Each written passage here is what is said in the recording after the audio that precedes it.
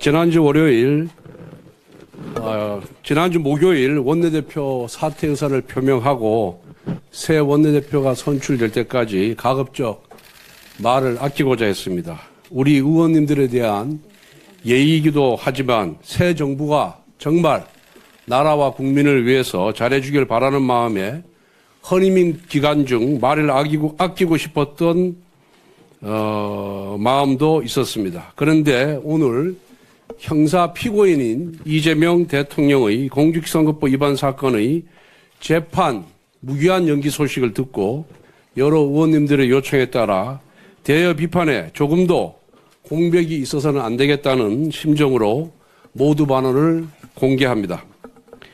이재명 대통령의 공직선거법 위반 파기환송심을 맡은 서울고법재판부가 재판을 무기한 연기하기로 결정했습니다. 서울고법의 이재권 부장판사는 헌법 제84조에 따른 조치라는 판사 개인의 자의적인 헌법 해석을 단서로 달아놓았습니다.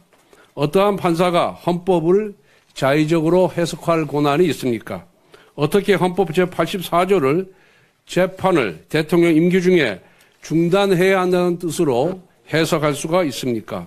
헌법 제84조는 대통령은 외환 또는 내란의 죄를 범한 경우를 제외하고는 재집중 형사소출을 받지 아니한다라고 규정하고 있습니다.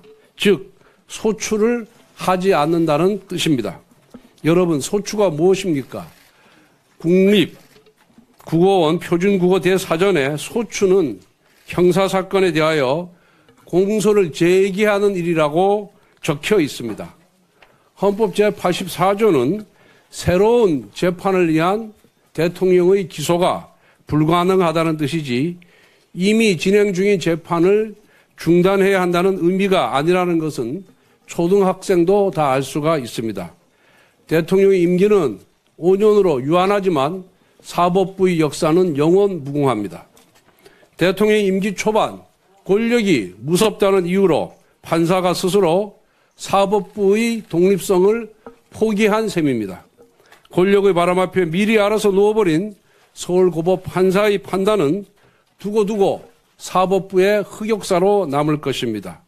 대통령 권력 앞에 자발적으로 무릎을 꿇은 판사의 이름이 법학 교과서에 두고두고 박제될 것입니다.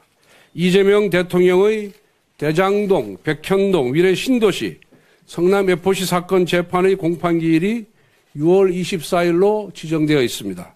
복화 유형 사건은 준비기일 7월 1일, 불법 대북 송금 사건 재판은 준비기일이 7월 22일로 예정되어 있습니다.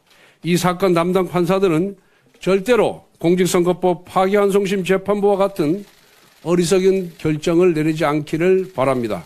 서울고법은 즉시 헌법 제84조에 대한 자의적인 해석을 처리하길 바랍니다.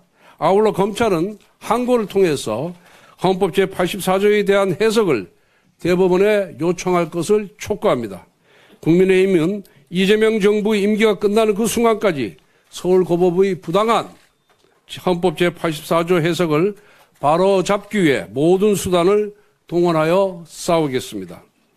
이와 같은 서울고법 판사의 자발적인 충성에도 불구하고 오늘 민주당 대변인은 이재명 대통령에 대한 재판중지법을 그대로 강행 처리할 계획임을 밝혔습니다.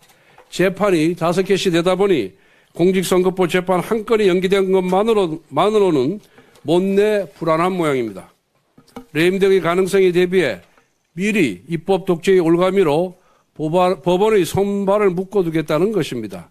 오로지 대통령 단 한 사람에게 재판을 중단시키는 특혜를 주는 위인설법의 끝판왕입니다. 그리고 이재명 대통령은 본인의 공직선거법 위반, 유증교사죄, 불법 대북 송금 사건의 변호인을 맡았던 이승엽 변호사를 신임 헌법재판관 최종 후보군에 올렸습니다. 지난주에는 대법관이 수를 늘려 자기 편 법관들을 대법원에 침투시키는 대법원 장악법을 추진하더니 이제는 헌법재판소까지 자기 편을 투입시켜 장악하겠다는 것입니다. 국회를 입법 독재의 도구로 사용했던 것처럼 대법원과 헌법재판소도 사법 독재의 도구로 쓰겠다는 것처럼 보입니다. 첫 일주일이 향후 5년을 좌우합니다. 안타깝게도 이재명 정부의 출범 첫 일주는 통합도 민생도 아닌 오로지 방탄 독재의 길만 모색하는 모습이었습니다. 이 모든 것은 이재명 대통령의 취약한 법적 리스크를 사법부 장악으로 해결하고자 하는 시도에서 비롯된 것입니다. 황금 같은 허니문 기관의 힘을 본인의 법적 리스크 해소에 소진시키는 이재명 정부의 모습을 보니 안타깝기 그지없습니다. 이재명 대통령은 죄가 없다면 당당하게 재판에 임하길 바랍니다. 재판에 임하는 것이 민주주의를 지키고 대통령의 권위도 지키는 길입니다. 본인의 권력을 지키기 위하여 민주주의와 헌정 질서를 파괴하는 억지와 무리수를 쓰면 쓸수록 권력의 종말은 급속히 가까워진다는 것을 명심하기 바랍니다. 이상입니다.